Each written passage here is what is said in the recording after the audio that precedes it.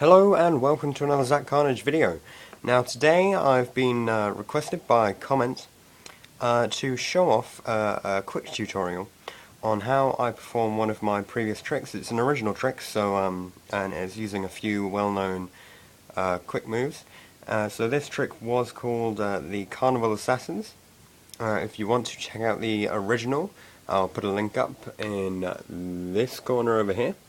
So click on that to take a look at the original, and right now we'll get into the tutorial. So for this trick you're going to need to know a bit about card control, and to start off you will need two jokers. Now this trick can be done with any deck, but I just use this deck in particular to add a bit to the story, as you'll see if you watch the trick. So we need the two jokers, we need any ordinary deck, and you need to make sure that the ace of spades is on top of the deck before you start the trick. So that's what we've done. Next, a member of the audience is asked to pick any card from the deck. So they could pick any one that they want, it doesn't matter which one. In this case we will go for the 3 of diamonds. So makes it pretty easy. What happens is they start off by choosing one card, they look at it, then we're going to get them to place it anywhere in the pack. Now, the way that they place it in the pack is done very particularly. What you want to do is you want to break the deck in half by a swing cut.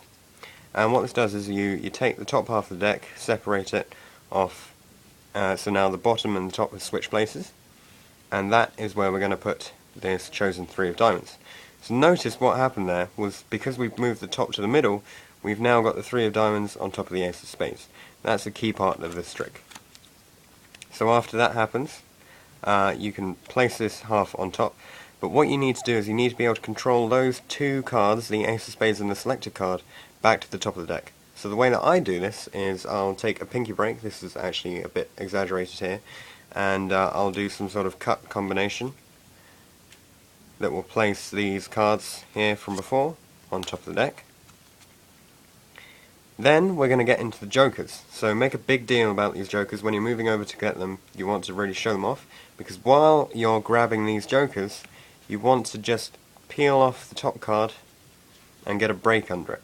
That's an important part for the next stage. So you have to do it as subtly as possible, and once you've done that, bring the jokers back over, line them up here, and then separate them to show off you have 2 jokers. Now what I've done is I've actually stolen a 3rd card, that 3 of diamonds that's been selected, from the deck. So watch again.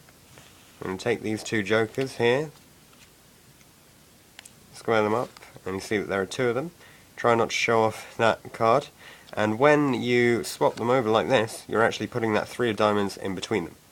That's another important part of the trick. So now we've got joker, 3 of diamonds, joker. Then you line them up with the top of the deck again. So keep in mind that we've now got joker, 3 of diamonds, joker, ace of spades, so really it's joker selected, joker, ace of spades. Then another swing cut is going to put those cards to the middle. The deck is spread out so that you can show off that there's this joker, selected card, joker combination, and these 3 cards are going to be removed from the rest of the pack. Now remember, this is where the ace of spades is, below the other selected cards, the other important cards. So we square up this side, square up this side, and then when we put the deck back together, remember we need this side on top, because we want to get that ace of spades back on top of the pack. Now at this stage you can show off the 3 diamonds, or you could do it earlier.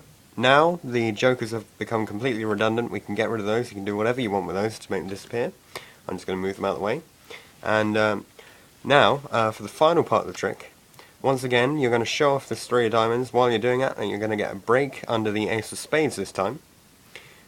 Bring it over, and you're going to grab it by these 2 corners here. So normally you push it in with this side, and you grab it by these 2 corners here. And when you're doing that, you're grabbing onto the ace of spades underneath at the same time. So you grab it like this, and you bend it slightly, so that the 2 cards stay together as much as possible, and that means that you've essentially got a double-sided card, 3 of diamonds, ace of spades. Now when this happens, you use your ring finger here, well, not ring finger, the third finger, basically, while you're grabbing here, to push on the 3 of diamonds. You push down, and that will flip over the ace of spades. But you can't just go like this, because that is really obvious. So what you need to do is you need to do some sort of waving action to try and get the effect going properly. I did this really well in the actual trick, but I haven't done this technique for a long time, so I'm not quite as good at it as I used to be. But with practice, you can drop the cards. With practice, you'll be able to turn the card over, and you need some explanation for why the 3 of diamonds has now become the ace of spades. In my trick, it's because the target card has been killed by the jokers, and nothing has been left behind because there's no 3 of diamonds. Show that off, and place it back on top of the deck. Now, at this stage, you can't let the viewers see the deck, because they'll see that you've just put it underneath. So you need to dispose of these cards either by immediately shuffling the pack, or by cutting, or any technique which is going to remove that card from the deck. Now, at the beginning stage, when we've got the ace of spades on top of the deck, which I will now find again.